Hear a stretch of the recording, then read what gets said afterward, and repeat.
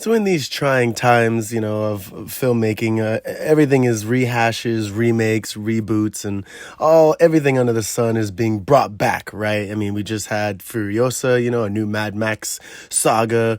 Apparently, they're redoing Halloween and Friday the 13th. We have the new Alien movie coming out. So any idea or concept that's fresh and new or innovative is definitely going to be appreciated and, should be explored upon.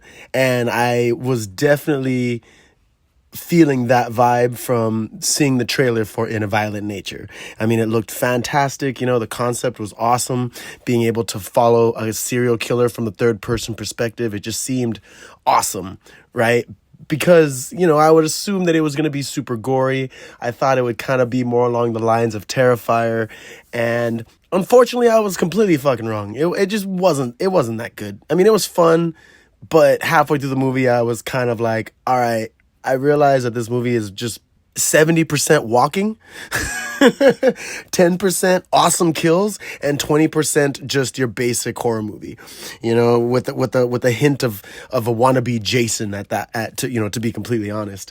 But it was cool. I mean, it was cool, but it just wasn't that good, right? So In a Violent Nature follows this serial killer who isn't necessarily a serial killer. He's more of this demonic zombie who ends up rising from the dead because these teenagers steal this locket, right? And when they steal the locket in the beginning of the film, the guy just comes out of the ground and his whole mission is to just get this locket back. And he just ends up walking he walks in the right direction. I guess he can sense the locket, and he just walks into the locket, and anyone that comes in his way or in his path, he just kills, right? And that's practically what it was. And the deaths weren't even that cool. The one death that got everybody all worked up was, I guess, it was cool, but it was definitely kind of like a whatever moment. But I would say that because that was the only good death. It was just kind of all right, he puts a hook in this chick's head and he puts the hook through her stomach from her back through, out her stomach, and then he hooks her in the head and then pulls her head through her stomach, breaking her spine, making her fold in on herself. And it was cool, but it was, I feel like I've seen crazier shit. And, the director, Chris Nash, I had no idea he's the writer and the director of the film, but he did Z is for Zygote from the ABCs of Death 2.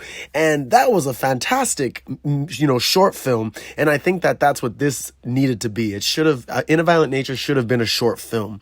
It should have just been 45 minutes tops, maybe just an hour, 60 minutes of just this serial killer hunting down these teens and then taking them all out to get his locket back so he can rest, but it was like a Jason movie. It was Jason adjacent, he's just killing because that's all he knows and wants to do I guess because he wants to get this locket back. But it wasn't as good as I had hoped. The hype was not, the hype was real, but sometimes you really can't believe the hype. And all these, articles and all these things saying that people threw up or they were squirmish or they ran out of the theater or whatever.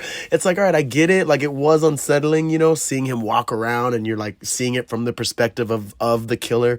But it just wasn't it. It was boring. It felt like it was dragging. It felt like it was walking. It was just kind of disappointing, and Z is for Zygote was a fantastic short film, following the mom who delayed childbirth for 13 years. So the child in her belly is 13 years old in this giant sack of a stomach. And then the child ends up pushing out the bones and organs of the mom to make room for itself so they can still be together. But it needed more room. It's absolutely ridiculous. Whereas this movie, it just didn't need to be a movie. I get it, you want to make your feature full length or whatever, but this wasn't the right way to do it. It was a great concept. I'm not saying it wasn't a good concept, but it just wasn't the right way to do it. And again, considering that they tried to put some plot points throughout it with the teens just like dealing with life or whatever, and then you find out that the killer's name is Johnny, and I think he was like a special needs kid, and like something happened and like he killed somebody and then they killed him or like whatever, and there's a cop that ends up trying to protect them, and he ends up killing the cop, which was hilarious. I thought that was genuinely funny because he shoots him and it's like, he's not dead. He's not dead. And the guy's like walking up to him and it's like, and he's not what is it? He wants the kid to like hold the shotgun. So he's like, I'm going to trade the shotgun off to you. Ready? 1, 2, 3. And then he gives him the shotgun, and then immediately like the killer like attacks them. And it was whack. It was completely so outrageous. Most of the other deaths were just kind of like lame. One girl gets drowned. One guy gets his face ripped off, but they don't even show it. They just cut to the next scene, which is ridiculous because all those walking scenes could have been shortened. They could have literally had like time lapses of him walking, and then he's walking in another area, because obviously he's just walking, but they follow him, and it's just like the cop guy, he ends up cutting off like he chops off his arm, which was cool, but it was lame, and then he chops off his his head, which was lame, but he ends up paralyzing him beforehand, like he punches him in the back.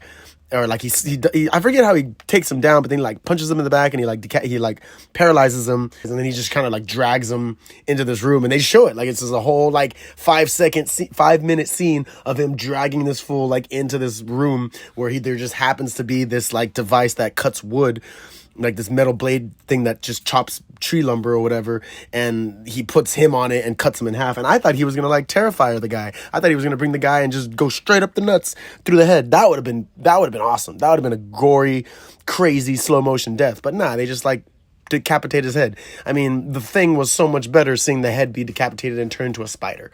I'd rather watch The Thing than this movie, like hands down. But yeah, I would definitely give it like a solid 5 out of 10.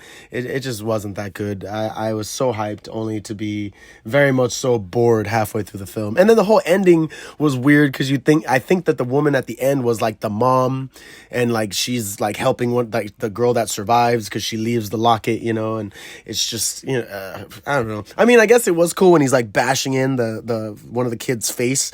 He's just like bashing his face in. But I mean, there's multiple movies where people's faces get bashed in and stuff, so it was nothing new, necessarily. But yeah, I mean, I was kind of let down. So it pains me to review this movie and just give it a bad review. But Chris Nash, keep making movies, and hopefully the next one, I hope it's a little bit better. But for Zygote is a fantastic short film. If you've never seen it, just watch it. It's only like 20 minutes, but it's fantastic. But yeah, In a Violent Nature, it was whatever. Jason adjacent for sure. Wanna be Jason. But yeah, this has been Ghost in the Craig. Thanks so much for tuning in, like, share, and subscribe. And yeah, shit, I'll catch y'all in the next video.